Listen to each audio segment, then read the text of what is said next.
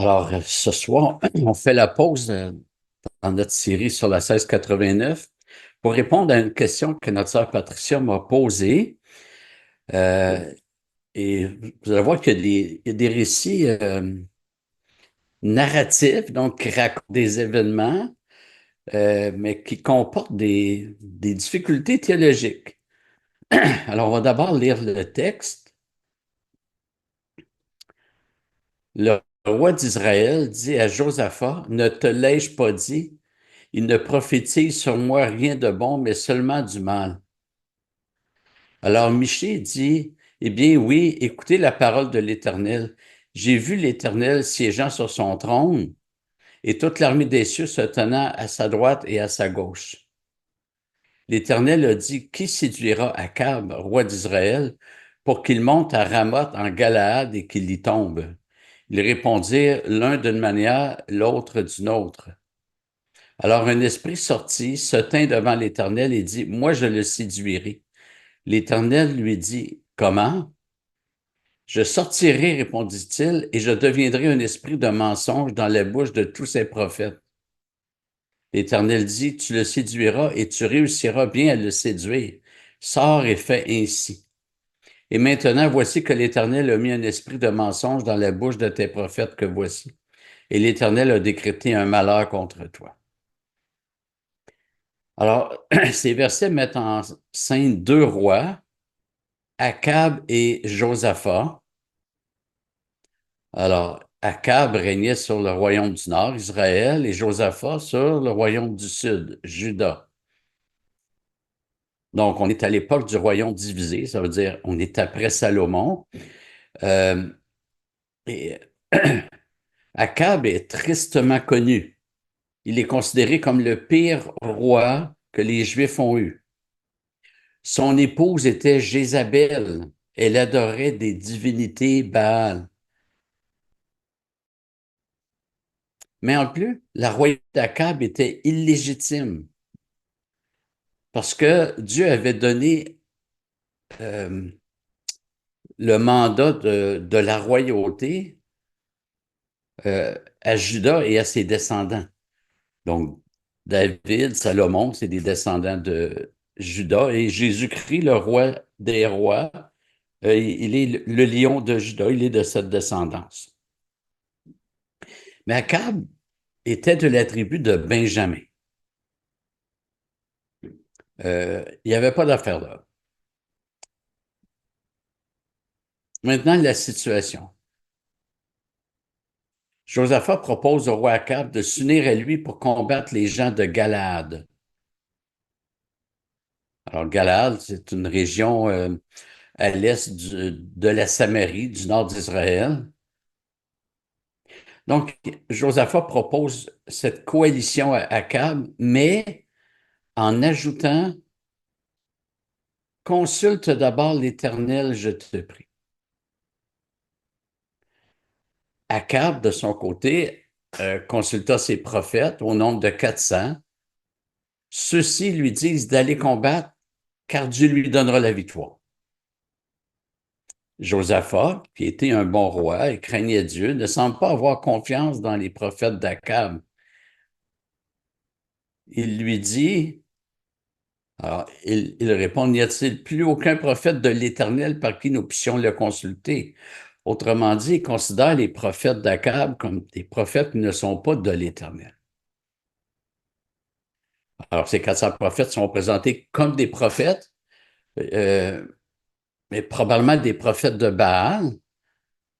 Il faut savoir qu'à l'époque, il y avait des prophètes même chez les païens. C'était des faux prophètes, mais il y en avait. C'était mêlé à l'idée des mages.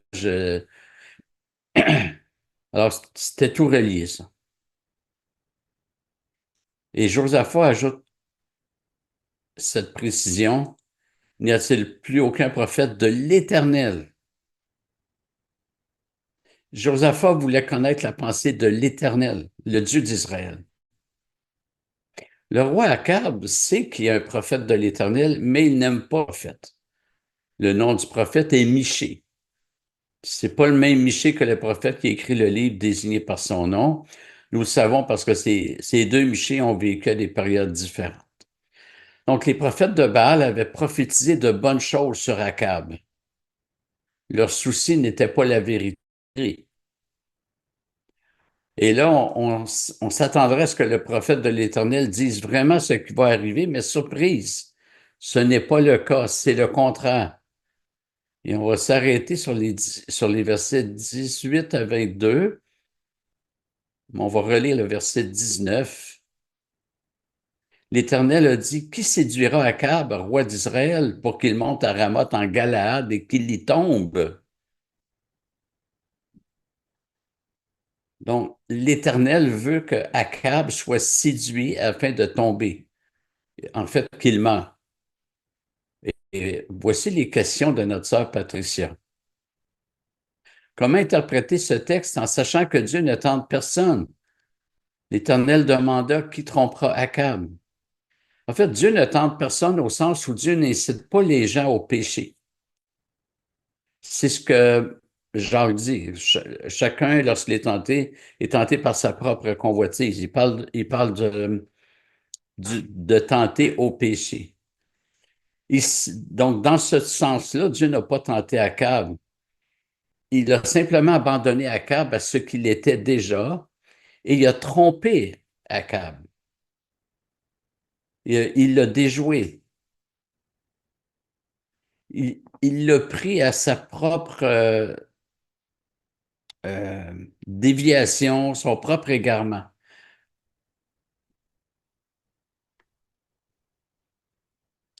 Et le verset 18 dit, le roi d'Israël dit à Josaphat, ne te l'ai-je pas dit?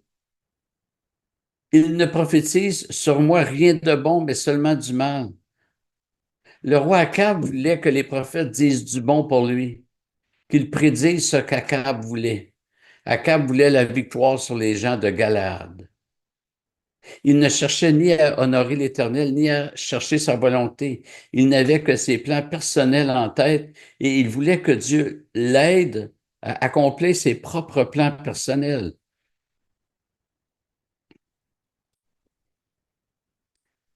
C'est un piège pour nous chrétiens. Si on prie, puis en demandant constamment que nos plans se réalisent, ça se peut qu'on soit déçu. Donc, le Seigneur, par les prophètes, lui a dit ce qu'il voulait entendre. Le Seigneur a livré Akab à sa propre folie. Il ne l'a pas incité au mal, il l'a laissé s'égarer dans son propre mal. Il a caché la vérité pour qu'Akab accomplisse sa folie. Deuxième question de notre sœur. Quel est cet esprit? Un ange au service de l'Éternel, démon? Ça ramène le problème de ma question numéro un. Finalement, un esprit s'avança, se plaça devant l'Éternel et dit, moi, je le tromperai. Pour répondre à la question, on va relire les versets 18 à 20. Alors Michée, Michée dit, eh bien oui, écoutez la parole de l'Éternel. J'ai vu l'Éternel siégeant sur son trône et toute l'armée des cieux se tenant à sa droite et à sa gauche.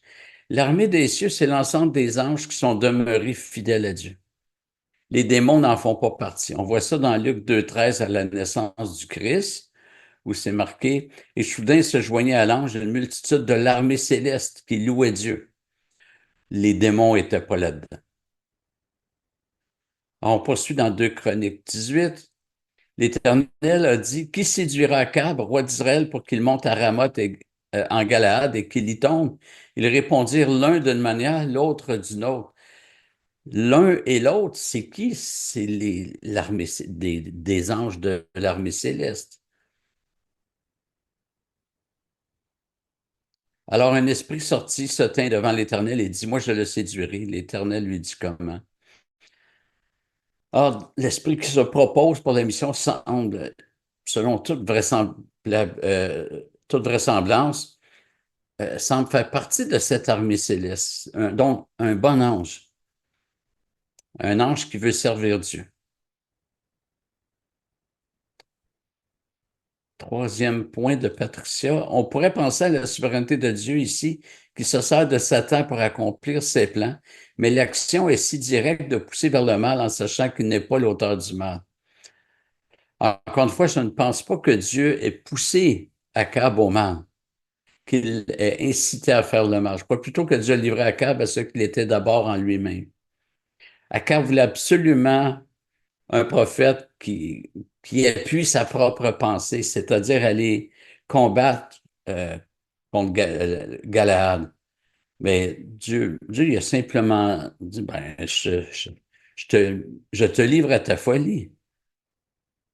Akab était un menteur, il aimait le mensonge, il n'était pas intéressé par la vérité. On poursuit dans ce que Patricia m'a envoyé. Je trouve cela difficile à comprendre. L'Éternel a fait qu'un esprit de mensonge inspire tes prophètes ici présents, car l'Éternel a résolu ta perte. Est-ce à dire qu'il se sert des événements pour faire ressortir ce qu'il y a déjà dans le cœur pécheur? Sur ça, je pense que oui. Le Seigneur fait ressortir ce qui est déjà dans le cœur de l'homme. On doit savoir que la vérité, elle est au service du bien. Dieu n'utilise pas la vérité pour que les gens s'en servent contre le bien, pour le mal. Et dans nos pensées, la vérité, c'est ce qui est conforme aux faits. Mais dans la Bible, nous voyons le Seigneur approuver des personnes qui ont dit des choses non conformes aux faits et Dieu les a approuvées. Qu'on pense aux sages-femmes en Égypte. Lorsque les autorités égyptiennes leur ont demandé de tuer les garçons qui allaient naître par crainte de l'Éternel, et elles les ont laissés vivre. Dieu a honoré leur crainte. Quand les autorités leur ont demandé des comptes, elles ont répondu que les Israélites sont plus vigoureux que les Égyptiens et que quand elles arrivent pour aider les mères qui accouchent, ces bébés sont déjà nés. C'était pas ça. En fait, c'est que elle aidait à la naissance, puis elle sauvait les garçons. Mais la vérité n'est pas au service du mal. Un autre événement, c'est quand Rahab ment aux autorités de Jéricho afin de protéger les espions envoyés par Moïse. Rahab les avait cachés chez elle, puis quand les autorités viennent lui demander où sont les deux espions, en fait, elle les avait cachés. Mais elle a dit, ils sont partis par tel chemin, allez, partez vite pour les rattraper. Elle n'a pas dit ce qui est conforme aux faits. Mais si elle avait dit ce qu'on appelle la vérité, ça aurait été au service du mal. Donc, Akab consacrait sa vie au mal, au péché. On voit ça parce que il a laissé faire sa femme, Jézabel, ce qu'elle voulait. Ceux qui ont déjà lu les écrits, c'est à peu près la pire femme que la Bible présente. Deuxièmement, Akab a laissé sa femme adorer les dieux Baal. Et troisièmement, il l'a laissé lutter contre le culte à Dieu. Elle avait institué plein de lieux idolâtres en l'honneur des divinités Baal. Akab a laissé faire cela. Ça nous montre qu'un mari peut être très coupable en laissant sa femme agir lorsqu'elle veut agir contre Dieu. L'homme est responsable. Quatrièmement, pour plaire à sa femme, Akab éleva à Samarie un temple et un autel consacré à Baal, ainsi qu'une statue représentant la l'Astarté phénicienne. C'est très grave. Là, c'est Akab qui a fait ça pour plaire à sa femme. Il ne cherchait pas à plaire au Seigneur, il cherchait à plaire à sa femme. Il a érigé un temple, alors que le seul temple que Dieu approuvait, c'était à Jérusalem. Lui, il a fait construire un temple en Samarie, donc la région nord. Il faut savoir que les Juifs qui vivaient au nord étaient privés du temple qui était dans le sud, mais ce n'est pas une raison pour construire un temple, encore moins un temple consacré à Baal. Cinquièmement, Akab a laissé sa femme tuer tous les prophètes de l'Éternel qu'elle a pu. C'est grave ce qu'elle a fait. On voit rarement une telle opposition contre Dieu dans les Écritures. Et sixièmement, il a tenté d'assassiner le prophète Élie et Akab l'a encore laissé faire. Alors, Akab n'avait pas le droit à la vérité. La vérité, c'est pas un droit. La vérité, c'est au service du bien, pas au service du mal. Paul a écrit, aussi Dieu leur envoie une puissance d'égarement pour qu'ils croient aux mensonges. Pour les réprouver, Dieu veut pas qu'ils croient à la vérité. C'est quand même gros. Dieu fait en sorte, il envoie une puissance d'égarement. Si c'est pas marqué si c'est un ange ou si c'est l'Esprit de Dieu lui-même qui a agi, ou quelque chose d'autre que j'ai pas imaginé. Mais ce qui est clair, c'est que Dieu a fait en sorte qu'il croit aux mensonges. Donc, euh, voilà pour les questions de Patricia. J'espère que ça répond. Alors, on va s'arrêter ici pour ces questions. Merci.